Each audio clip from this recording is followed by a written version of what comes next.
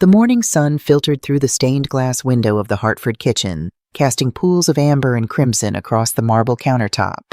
Margaret Louise Hartford, Maggie to everyone who'd known her longer than a handshake, stood at the island, her fingers working methodically to arrange white roses in her grandmother's crystal vase. 42 years. The number sat in her chest like a stone, heavy and permanent. She hummed softly, almost unconsciously, the opening bars of Unchained Melody, their wedding song.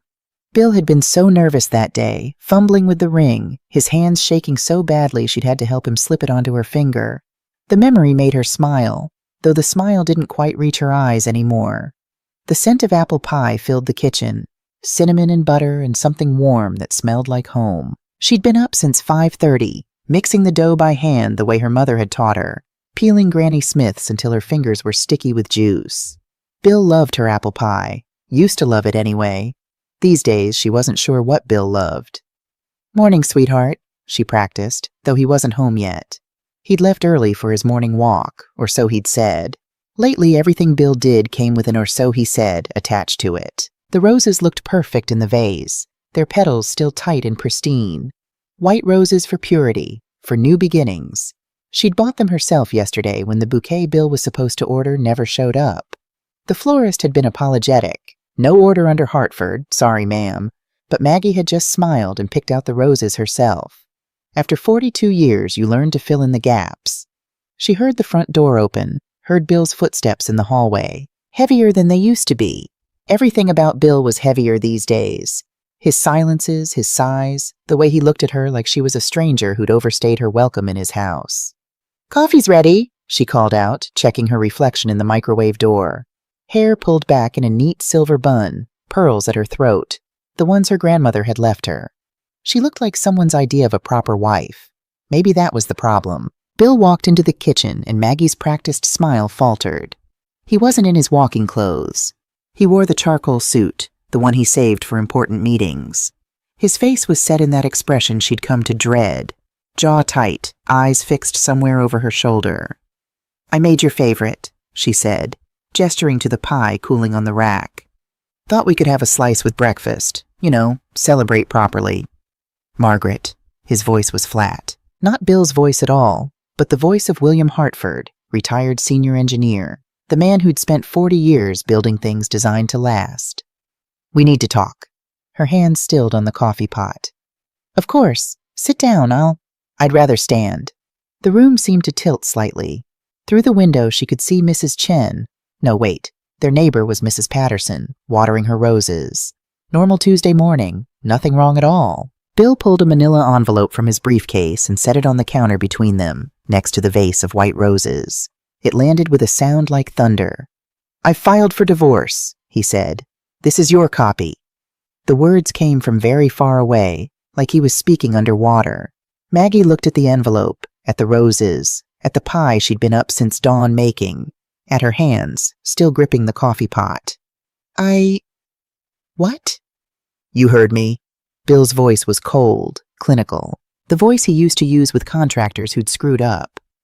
"It's been over for years, Margaret. We both know it. We're just roommates now. Hell, we've been roommates for the better part of a decade." "Bill, I don't—" She set the coffee pot down carefully, her hands shaking. "Is this about last week? About the retirement dinner? Because This isn't about anything specific. It's about everything." He crossed his arms, and Maggie noticed his wedding ring was loose on his finger. Had he lost weight? Or had he been taking it off so often it had stretched? "Look, I've talked to a lawyer. It's all pretty straightforward. You get the house. I'll take the cabin and my retirement accounts. Fair's fair." Fair. The word tasted like ashes. 42 years. And fair was her getting the house they'd built together while he walked away with his freedom. "Is there someone else?" The question came out steadier than she felt. Bill's jaw tightened. "Does it matter?" "Yes." She lifted her chin. "Yes, Bill, it damn well matters." He had the grace to look away. "We've been roommates for years, not lovers. You said it yourself last Christmas. We hardly even talk anymore." "That's not an answer." "Margaret, don't." Her voice cracked. "Don't Margaret me. 42 years, Bill. 42 years I've been your wife. I think I deserve a straight answer. Is There. Someone. Else? The silence stretched between them like broken glass. Yes, he finally said. But that's not why. Get out. What? Get out of my kitchen. She turned away from him, her hands braced on the counter. Take your envelope. Take your lies. Get out. Maggie, now! She heard him leave, heard the front door close with careful precision, because even in betrayal, Bill Hartford was precise. The house settled into silence. Through the window, Mrs. Patterson was still watering her roses, completely unaware that Maggie's entire world had just collapsed between one breath and the next. Maggie stood there for a long moment, looking at the manila envelope on her counter. Then she picked up one of the white roses from the vase. Already the petals were beginning to brown at the edges. Funny, they'd only been cut yesterday. The law office of Robert Davidson occupied the 5th floor of a building that tried very hard to look more expensive than it was. Maggie sat in the waiting room, her hands folded primly over her purse, and tried not to think about how many hours Bill had spent here, planning this. Planning the end of their marriage like it was just another construction project. Mrs. Hartford? A young woman, couldn't be more than 25, smiled at her from the doorway. Mr. Davidson will see you now. Robert Davidson was older than Maggie expected, maybe pushing 70 himself, with kind eyes behind wire-rimmed glasses. His office smelled like old books and lemon polish. Mrs. Hartford, please sit down. He gestured to a leather chair across from his desk. I'm sorry we're meeting under these circumstances. Mr. Davidson. Maggie sat, spine straight, ankles crossed. The same posture her mother had taught her for church, for funerals. Thank you for seeing me on such short notice. Of course. He opened a folder on his desk. I've reviewed the divorce petition your husband filed. I have to say it's interesting. Interesting how? Well, Davidson pulled out a pair of reading glasses. Most of it is fairly standard. Division of assets, no spousal support requested by either party. But there's a clause here on page 47 that's unusual. Maggie leaned forward. What kind of clause? Your husband is asking you to waive any rights to property or assets he might receive from third-party sources within the next 5 years. Davidson looked at her over his glasses. Does that mean anything to you? Third-party sources? Maggie frowned. Like what? Like an inheritance, or a settlement. Anything that might come to him after the divorce is finalized, but that could arguably be traced to the marriage. He tapped the page. This is very specific language, Mrs. Hartford. The kind of thing you include when you're expecting to receive something valuable and you don't want to share it. Maggie's mind raced. Bill's parents had died years ago, her own mother just 2 years past. Unless... My mother, she said slowly. Eleanor Hartford. She died 2 years ago. I'm sorry for your loss. Her estate is still being settled. Some of the properties, the investments, it's complicated. The lawyers said it might be another few months before everything is distributed. She looked up at Davidson. Her will left everything to be split equally between Bill and me. We're still married, so technically it's marital property, but if he divorces you before the inheritance is distributed, he could argue it's his separate property. Davidson nodded slowly. Clever. Ethically questionable, but clever. That son of a bitch. The words came out before Maggie could stop them. She never cursed. Not in 42 years, but apparently betrayal brought out new sides of a person. Davidson's mouth quirked. Mrs. Hartford, I don't suppose you know the approximate value of this inheritance. Mother's estate? Maggie did the math in her head. Last I heard, somewhere around 4 million. Maybe more, depending on how some of the stocks performed. Davidson let out a low whistle. That's a significant amount of money, and your husband wants to make sure you don't get half of half. I want to contest this, Maggie said. All of it. I don't care if it takes months. Years. I want to fight. Good. Davidson smiled, and it wasn't a friendly smile. It was the smile of a man who enjoyed his work. Because I think your husband is playing a dangerous game, Mrs. Hartford, and I think it's time we change the rules. Patricia O'Brien had been Maggie's best friend since their freshman year at Boston College, back when they were both young and stupid and thought love was enough to build a life on. 40 years later, Patty was the only person Maggie trusted to see her fall apart. They sat in Patty's kitchen, smaller than Maggie's, warmer somehow, with tea going cold between them. Patty had insisted on Earl Grey with honey, the same thing she'd made the night Maggie's father died. Comfort tea, she called it. I should have seen it coming, Maggie said, staring into her cup. All the signs were there. The late nights, the new cologne, the way he stopped asking about my day. Don't, Patty's voice was sharp. Don't you dare blame yourself for his shit, Maggie. You're not the one who broke your vows. I know, She wrapped her hands around the teacup, seeking warmth. 42 years, Patty. I gave him 42 years. And he just left. Like it was nothing. Like I was nothing. You're not nothing. You're everything. He's just too damn stupid to see it anymore. Patty reached across the table, squeezed Maggie's hand. What did your lawyer say? He thinks Bill's after Mother's inheritance, that he's trying to divorce me before it's distributed so he doesn't have to share. Christ. Patty sat back.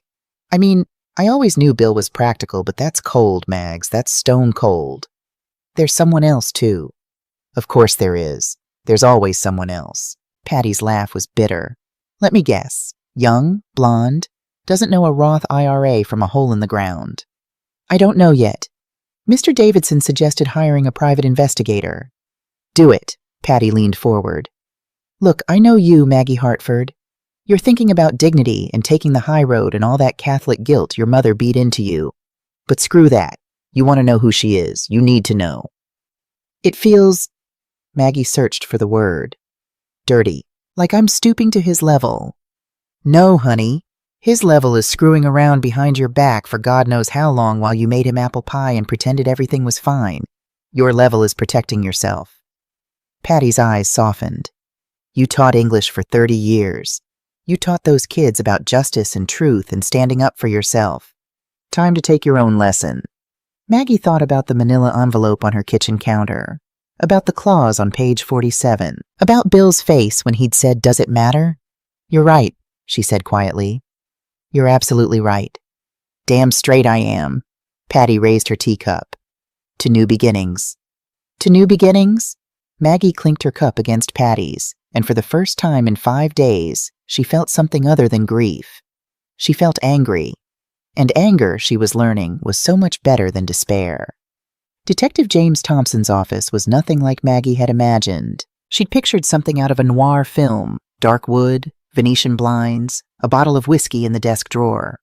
Instead, she got fluorescent lighting, IKEA furniture, and a potted fern that was trying very hard to stay alive.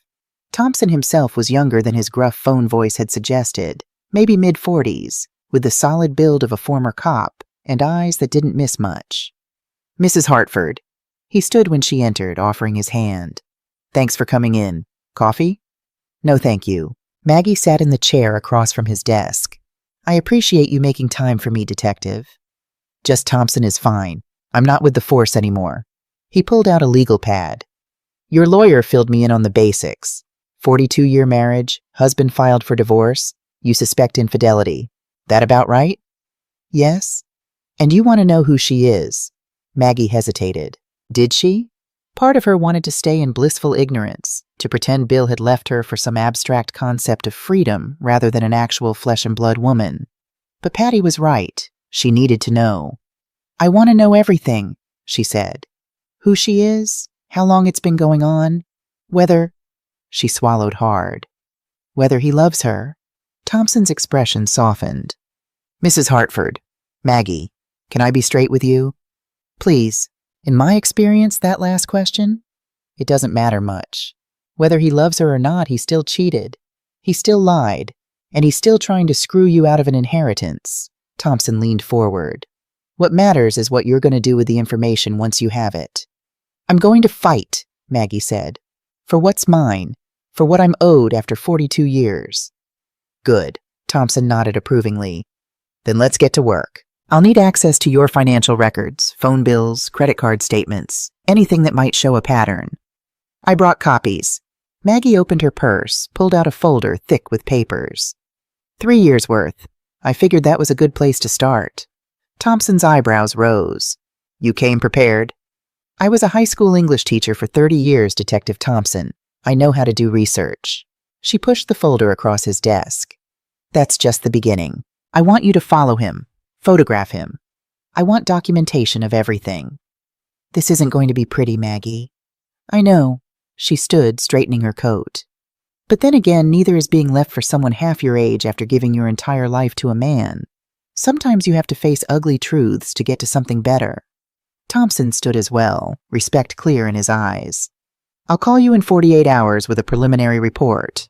Thank you. Maggie turned to leave, then paused at the door. Detective, when you find her, and I know you will, I don't want you to spare my feelings. I want every detail, no matter how much it hurts. You got it. As Maggie walked back to her car through the gray Boston afternoon, she pulled her coat tighter against the wind. Somewhere out there, a woman was sleeping with her husband. Somewhere out there, Bill was building a new life on the ashes of their old one. But Maggie Hartford had been underestimated before, by administrators who thought she was too soft to handle troubled kids, by her own mother, who'd said she'd never amount to anything married to a tradesman, by herself, most of all. Not anymore. She slid into her car, caught sight of herself in the rearview mirror. Silver hair, crow's feet, age spots on her hands. 68 years old and starting over. All right, Bill, she said to her reflection. You want to fight? Let's see what this old lady's still got. She started the engine and drove home through the gathering dark, ready for whatever came next. Thompson's call came exactly 48 hours later, just as Maggie was sitting down to breakfast she had no appetite for. She'd been living on coffee and spite for the past week, and it showed. Her clothes hung looser. Her reflection in the mirror looked hollowed out. I've got something, Thompson said without preamble. You free this afternoon? I'm free whenever you need me to be. 3 o'clock, my office. Maggie arrived 15 minutes early, because that's what you did when you'd spent 30 years teaching teenagers that punctuality mattered. Thompson was waiting with a manila folder on his desk. God, she was starting to hate manila folders. And an expression that said he'd rather be anywhere else. Before I show you this, he said, I want you to know you can walk away right now. Go back to your lawyer, fight the divorce on financial grounds, and never look at these pictures. Sometimes ignorance really is bliss. Show me. Thompson opened the folder. The first photograph was taken outside an upscale restaurant in the Back Bay, Soralina, where she and Bill had celebrated their 40th anniversary. Bill stood on the sidewalk, his hand on the small of a woman's back. The woman was tall, blonde, maybe 35. She wore a red dress that probably cost more than Maggie's monthly grocery budget.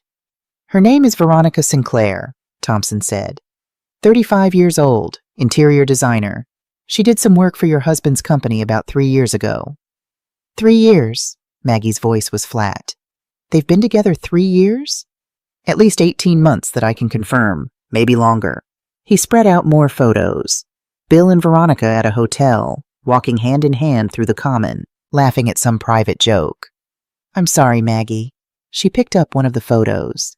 In it, Bill was smiling, really smiling, the way he used to smile at her before life and routine and 42 years had worn the shine off everything.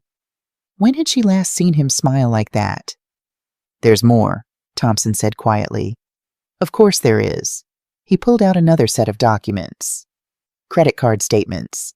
Your husband's been paying for a penthouse apartment in the Back Bay, 1,500 square feet, 2 bedrooms, view of the Charles.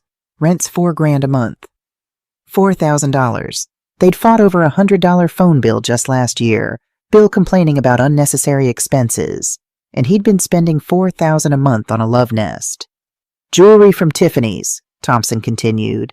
Spa treatments, weekend trips to the Cape. He spent roughly $85,000 in the past 18 months, all hidden in business expenses and cash withdrawals. Maggie felt something cold settle in her chest. Not heartbreak, that had come and gone. This was something else. Something harder. What else? She asked. Thompson hesitated. There's a receipt from a women's health clinic, Boston Women's Center, dated 6 weeks ago. A health clinic? Yeah. He met her eyes. Maggie, I think she might be pregnant. The room tilted. Maggie gripped the edge of the desk, willing herself to stay upright, stay composed. A baby. Bill was going to have a baby with this woman in the red dress, while Maggie sat in their empty house, surrounded by 42 years of memories.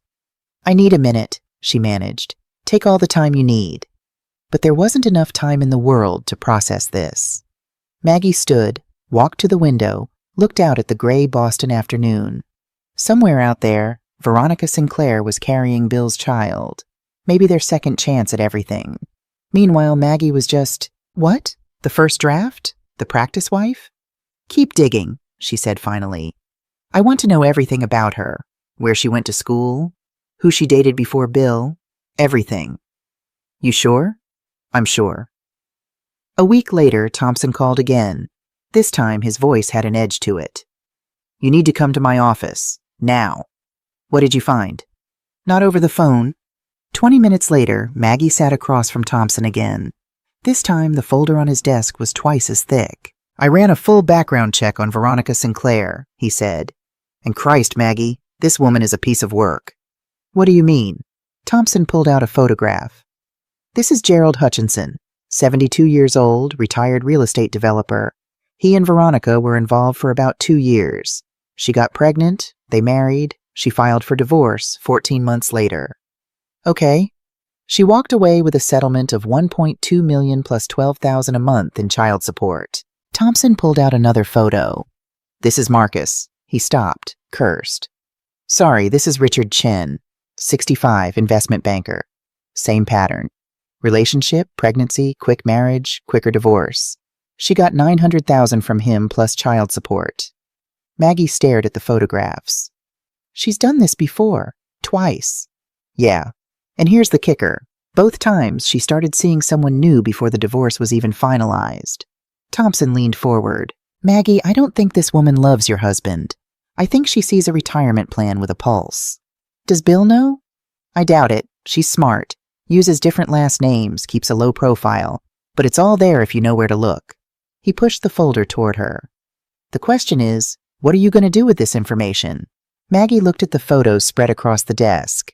Veronica with her previous targets. Excuse me, lovers. Veronica leaving divorce court with a smile. Veronica's pattern, clear as day once you knew to look for it. I'm going to meet her, Maggie said. What? No. Bad idea. Very bad idea. I need to look her in the eye. Maggie stood, gathering the photos.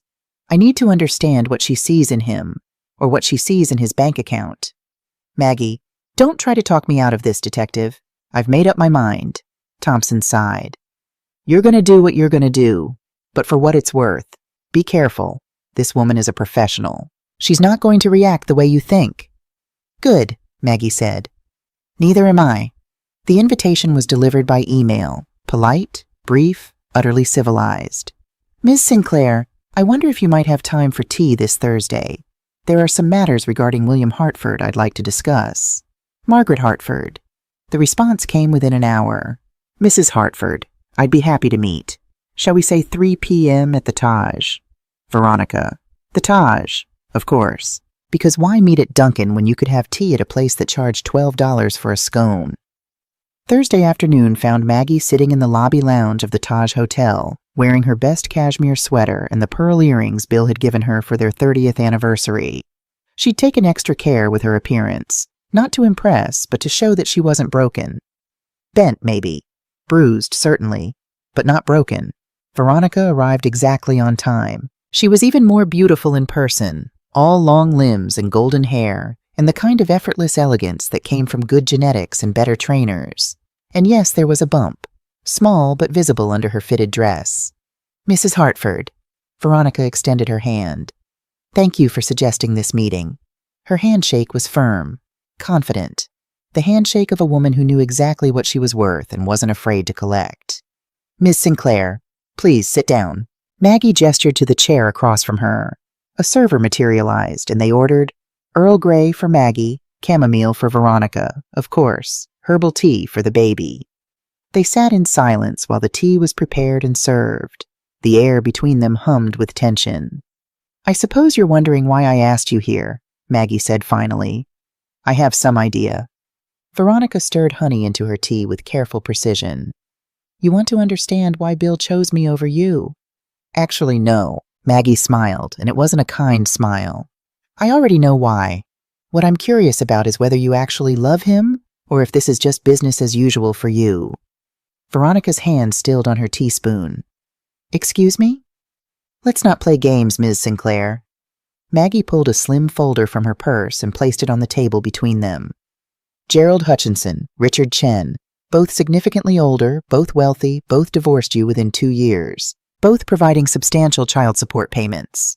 The color drained from Veronica's face.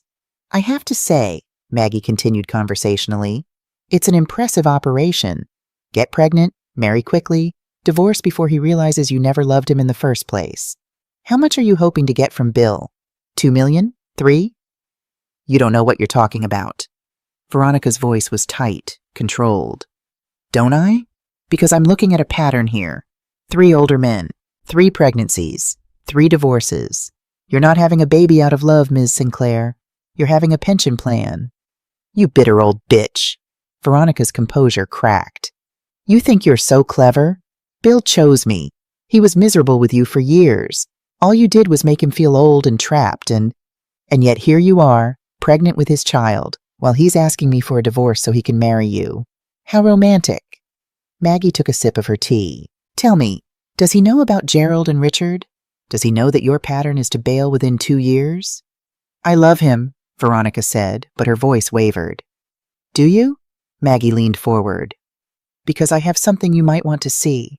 She pulled out another document, an email printout that Thompson had obtained through means she'd decided not to ask about. An email from Bill to a different lawyer, dated 3 weeks ago. Need advice on ironclad prenup that protects inheritance assets from second spouse. $4 million expected within 6 months. Must ensure complete protection. Veronica's hands shook as she read it.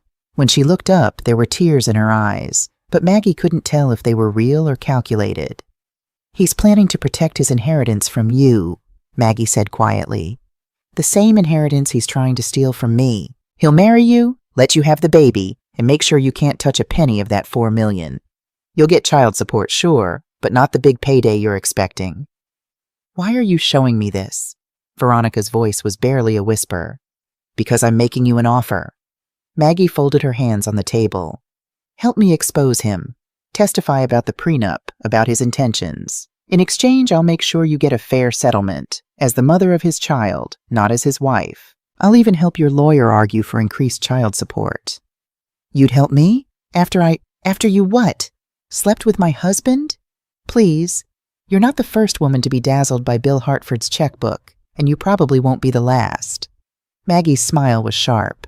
But you're smart, Ms. Sinclair. Smart enough to know that Bill is using both of us. The difference is, I have 42 years of ammunition. You have 18 months and a baby. Veronica sat back, her hand unconsciously moving to her belly. You really think he'd screw me over? I know he would, because he's screwing me over right now, and I gave him 4 decades. What makes you think you're special? The silence stretched between them. Finally, Veronica laughed, a bitter, broken sound. God, I'm an idiot. No, Maggie said. You're a professional, but so is Bill, apparently. He just plays a different game. What exactly do you want from me? Right now? Nothing. Just think about it. Maggie stood, leaving money on the table for the tea. My lawyer's information is in that folder. When you're ready to talk, and you will be ready, trust me, call him. She was halfway to the door when Veronica called out, Mrs. Hartford? Maggie turned. For what it's worth, Veronica's eyes were red-rimmed. I did love him, at first. Or I thought I did. But you're right. This was always about the money. She paused. Does it hurt less, knowing that? No, Maggie said honestly. But it helps to know what I'm fighting. And trust me, Ms. Sinclair, I'm just getting started. Outside, the November wind cut through Maggie's coat as she walked to her car. Her hands were shaking. Adrenaline, anger, something that might have been satisfaction. She'd looked her husband's mistress in the eye and hadn't flinched. Her phone buzzed. A text from Patty. How'd it go? Maggie typed back. I think I just made an ally out of an enemy. That's my girl. Drinks tonight? Definitely. I have stories. As Maggie drove home through the darkening afternoon, she caught sight of herself in the rearview mirror. Her eyes were bright, her jaw set. She looked like a woman with a plan. Bill had taught her a lot over 42 years. How to balance a checkbook, how to read a blueprint, how to keep her mouth shut and her grievances to herself. But the most important lesson? He'd taught her by example just this week. Sometimes to win, you had to be willing to fight dirty. And Maggie Hartford was ready for war. The probate and family court building was all marble and echoes, the kind of place that made whispers sound like accusations. Maggie sat beside Robert Davidson, her hands folded in her lap, looking every inch the wronged wife in her navy suit and pearls. Across the aisle, Bill sat with his lawyer, some hotshot from a downtown firm who probably charged $500 an hour to tell people how to screw over their spouses. Judge Helen Rodriguez entered, and everyone stood. She was younger than Maggie expected, late 50s maybe, with sharp eyes and an expression that said she'd seen every trick in the book and wasn't impressed by any of them. "Be seated," Rodriguez said. "We're here today for a preliminary hearing in the matter of Hartford versus Hartford. Let's get started." Bill's lawyer stood first. Gerald Pierce, all slicked back hair and expensive cologne. "Your Honor, this is a straightforward case. My client seeks dissolution of a marriage that has, for all intents and purposes, been over for years. We've proposed a fair division of assets, and we ask the court to expedite this matter." "Expedite," Davidson rose. "Your Honor, there's nothing straightforward about this case.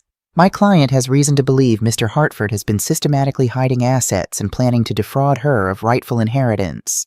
We're requesting a full financial audit and an immediate freeze on all marital assets." Pierce scoffed. "That's ridiculous. My client has been completely transparent." "Has he?" Davidson pulled out a folder. "Your Honor, we've documented 3 separate bank accounts opened by Mr. Hartford over the past 5 years, containing a combined total of $340,000. Money withdrawn from joint accounts under the guise of business expenses." Bill's face went white. Maggie allowed herself a small smile. "Your Honor," Pierce scrambled, "those are personal savings accounts." "Personal savings from marital funds?" Rodriguez's eyebrow arched. "That's interesting. Go on, Mr. Davidson." "Furthermore, Your Honor, we have evidence that Mr. Hartford is attempting to divorce my client before a substantial inheritance, approximately $4 million, is distributed. An inheritance that under Massachusetts law would be subject to division if received during the marriage." "That inheritance is from my mother-in-law," Pierce argued. "It's not marital property." "Actually," Davidson interrupted smoothly, "the inheritance is to be split equally between Mr. and Mrs. Hartford according to the deceased's will. The question is whether Mrs. Hartford has rights to a portion of Mr. Hartford's share, given that they're still married when it's distributed." Rodriguez leaned back. "When is this inheritance expected to be finalized?" "November 15th, Your Honor, 6 weeks from today." The judge's eyes narrowed. "And when did you file for divorce, Mr. Hartford?" Bill cleared his throat. "September 23rd. "How convenient." Rodriguez made a note. "Mr. Pierce, you'll forgive me if I'm skeptical about the timing." "Your Honor, the timing is purely coincidental." The courtroom doors opened. Every head turned as Veronica Sinclair walked in, her pregnancy obvious now, her heels clicking on the marble floor. "I'm sorry I'm late," she said, "but I have something the court needs to hear." Pierce looked like he'd swallowed a lemon. "Your Honor, this woman has no standing in these proceedings." "Actually," Veronica said calmly, "I'm carrying Mr. Hartford's child. I think that gives me some standing." She turned to Rodriguez. "Your Honor, my name is Veronica Sinclair. I've been involved with Mr. Hartford for 18 months. He told me he loved me, that he wanted to marry me." She pulled out a document. "2 weeks ago, he gave me this." Davidson stood. "May I approach, Your Honor?" "You may." He took the document from Veronica, scanned it, and his face broke into a grin. "Your Honor, this is a prenuptial agreement, one that specifically protects any and all inheritance assets from a potential second spouse. It's dated October 2nd, 3 days after Mr. Hartford's lawyer filed the initial divorce petition." The courtroom erupted. Pierce was on his feet, shouting objections. Bill's face had gone from white to red. Rodriguez banged her gavel. "Order, everyone sit down and shut up," she glared at Bill. "Mr. Hartford, would you care to explain why you were drafting prenups before your divorce was even processed?" Bill's mouth opened and closed like a fish. Finally he managed, "I was planning ahead." "Planning to screw everyone over, more like," Veronica said bitterly. "Mrs. Hartford was right. You lied to both of us." "Ms. Sinclair," Rodriguez said, "please approach the bench." Maggie watched as Veronica spoke quietly with the judge. Rodriguez's expression darkened with every word. Finally, she waved Veronica back and fixed Bill with a look that could melt steel. "Mr. Hartford, I've been doing this job for 20 years. I've seen a lot of lowlifes try to hide assets, dodge responsibilities, and cheat their spouses out of what they're owed. But this? She shook her head. This is a new low. You're not just trying to cheat your wife, you're trying to cheat your pregnant girlfriend too. Your Honor, I can explain. Save it. Rodriguez looked at Davidson. Mr.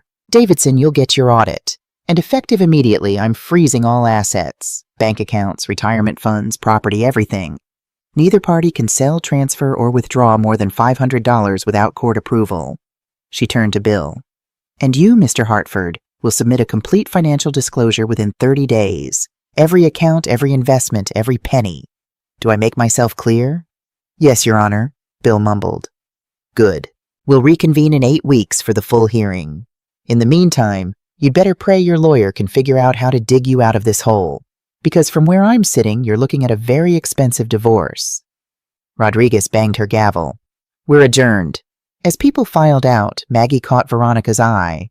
The younger woman nodded once, a silent acknowledgement between former enemies turned reluctant allies. Outside, Davidson was practically bouncing. Did you see his face? Oh man, that was beautiful. That was art. Robert, Maggie grabbed his arm. What happens now? Now we wait for the audit.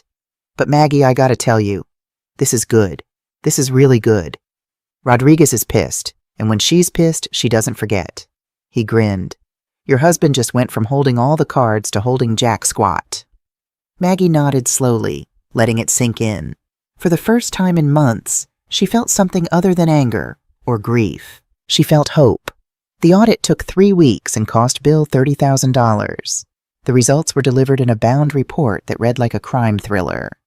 Maggie sat in Davidson's office reading through the findings. The hidden accounts, the suspicious withdrawals, the business expenses that were actually romantic weekends in the Berkshires. But it was the last section that made her catch her breath. What is this? She pointed to a line item.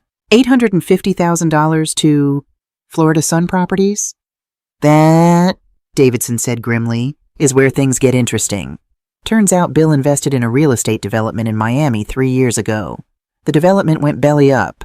He lost almost everything. Jesus. Yeah. And here's the kicker. He borrowed most of that money from his own company. Technically legal since he owns the company, but ethically questionable. Now the company's in debt, the bank's calling in loans, and your dear husband is basically broke. Maggie stared at him. Broke? But the inheritance is his only lifeline. Without it, Bill's looking at bankruptcy, maybe even criminal charges for how he moved money around. Davidson leaned forward. Maggie, this changes everything. He's not trying to cheat you out of greed. He's trying to save his own ass. So what does this mean for me? It means you have all the leverage. He needs that inheritance more than you do. And if you push hard enough, you could take him for everything. Maggie sat back, her mind racing. 42 years, and it had come to this. Bill wasn't a villain in a movie, scheming to steal her money. He was just a desperate old man who'd made bad choices and was trying to avoid the consequences. I need to think, she said finally. Don't think too long. The inheritance gets distributed in 2 weeks. November 15th dawned cold and gray, perfect weather for financial reckonings. The estate lawyer's office smelled like old money and older carpet. Maggie sat on one side of the conference table, Bill on the other. They hadn't spoken since the courthouse. The final accounting is complete, the estate lawyer announced. Total value of Eleanor Hartford's estate, $4,700,000. To be divided equally between Margaret Louise Hartford and William James Hartford, $2.35 million each. It was more money than Maggie had ever imagined having, and Bill needed every penny of it. However, the lawyer continued, there's the matter of the pending divorce. Mr. Hartford's counsel has argued that his portion should be considered separate property, as the distribution is occurring post-separation. That's bullshit, and you know it, Davidson cut in. They're still married, under Massachusetts law. Gentlemen, the estate lawyer held up a hand. The court will ultimately decide, but before that happens, I've been authorized to inform both parties that a settlement could be reached today if both sides are willing to negotiate in good faith. Bill's lawyer jumped on it. My client is prepared to offer Mrs. Hartford the house, valued at $1.1 million, plus 60% of remaining marital assets, in exchange for waiving any claim to Mr. Hartford's inheritance, Davidson finished. Yeah, we've heard this song before. Answer's still no. Mr. Davidson, Maggie said quietly, may I speak with my husband? Alone? Everyone looked at her like she'd grown a second head. Maggie, I don't think that's wise. 5 minutes, please. Davidson and the lawyers filed out, leaving Maggie and Bill alone in the conference room. Bill looked terrible, 20 pounds lighter, his suit hanging off him, circles under his eyes that spoke of sleepless nights. You look like hell, Maggie said. Yeah, well, turns out karma's a bitch. Bill tried to smile, but it came out wrong. Maggie, don't. She held up a hand. Don't apologize. Don't explain. I don't want to hear it. Then what do you want? I want to understand. Why now? After 42 years, why did you throw it all away? Bill was quiet for a long moment. When he spoke, his voice was rough. I don't know. I woke up one day and realized I was 70 years old, that I'd spent my entire life being responsible and careful and boring. And Veronica, she made me feel young, important, like I was still somebody worth wanting. And I didn't? You made me feel like a comfortable old shoe, safe, reliable, but not exciting. He looked at her. I'm sorry, Maggie. For what it's worth, I really am. I threw away the best thing I ever had because I was too stupid to see what I had until it was gone. Maggie felt tears prick her eyes, but she blinked them back. You know I could destroy you. Take half your inheritance. Watch you go bankrupt. I know. You deserve it. I know that too. She studied his face, the face she'd woken up next to for 42 years. She'd loved this man, raised a daughter with him, built a life that had been good, even if it hadn't been exciting. I'm not going to do that, she said finally. Bill's eyes widened. What? I'm not going to take your inheritance. You can have it. All of it. Maggie, but, she continued, you're going to sign over the house completely. Not just give it to me. Sign it over, clear title, no strings. You're also going to split the retirement account 60-40 in my favor.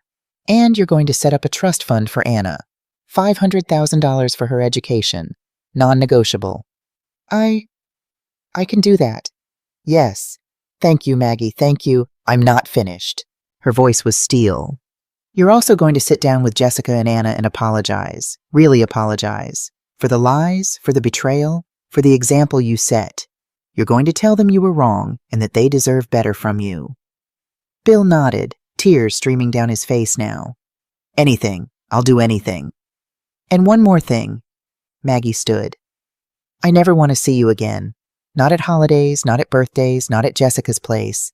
You lost that privilege when you walked out. You can be a father to Jessica and a grandfather to Anna, but I don't exist to you anymore. Are we clear?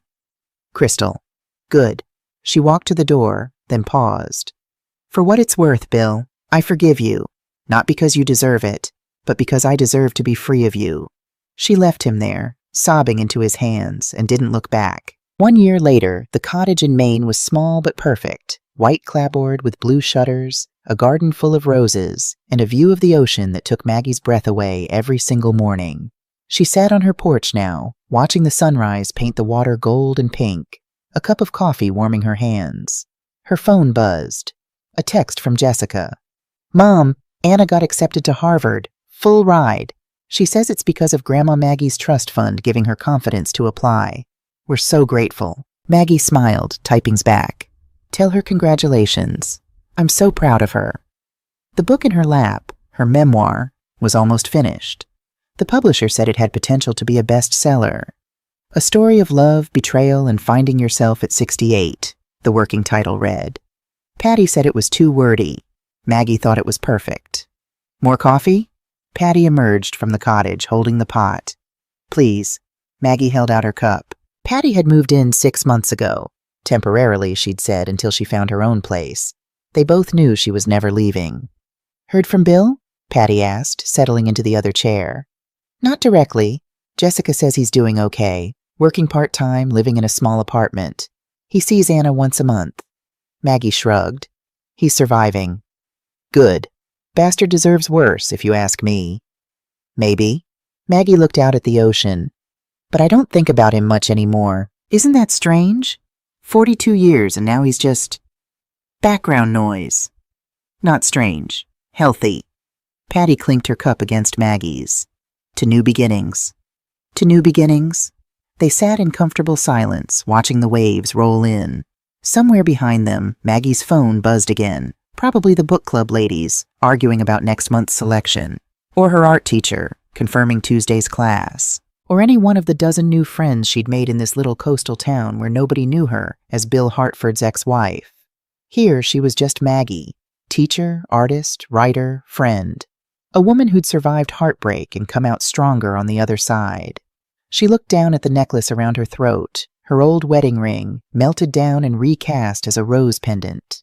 A reminder that some endings were really new beginnings, that even broken things could be made beautiful again. "You know what?" Maggie said suddenly. "I think I'm happy." Patty laughed. "Took you long enough to figure that out." "Better late than never." "Damn straight." As the sun climbed higher, painting the sky in shades of hope, Maggie Hartford smiled. Not the careful smile of a woman trying to hold her marriage together. Not the brittle smile of someone pretending everything was fine. This was real. This was joy. This was freedom. And God, it felt good.